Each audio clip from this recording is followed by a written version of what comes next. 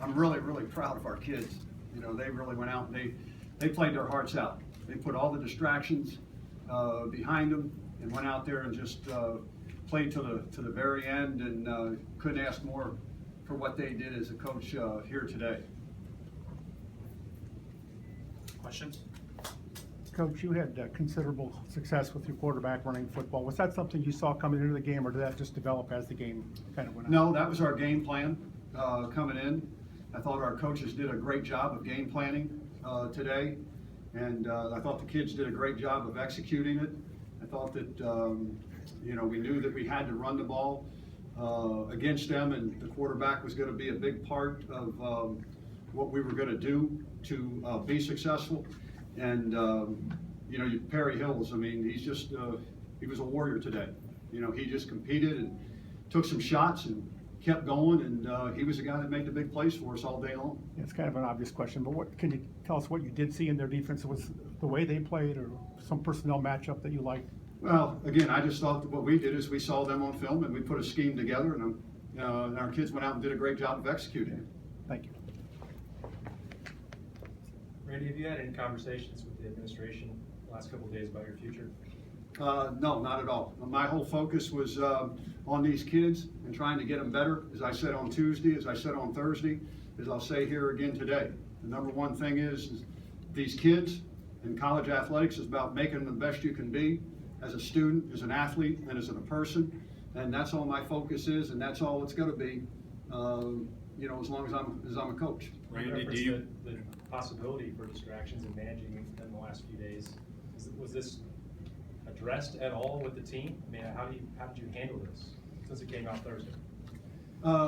Those things are really private, okay, between me and my team, okay, and they understand, and what needed to be said to them was said to them, and I was proud of them because they came out here and put all that stuff behind them when things broke, and they came out and they played their tails off, and you couldn't ask for anything more than those kids doing that with the distractions that were taking place.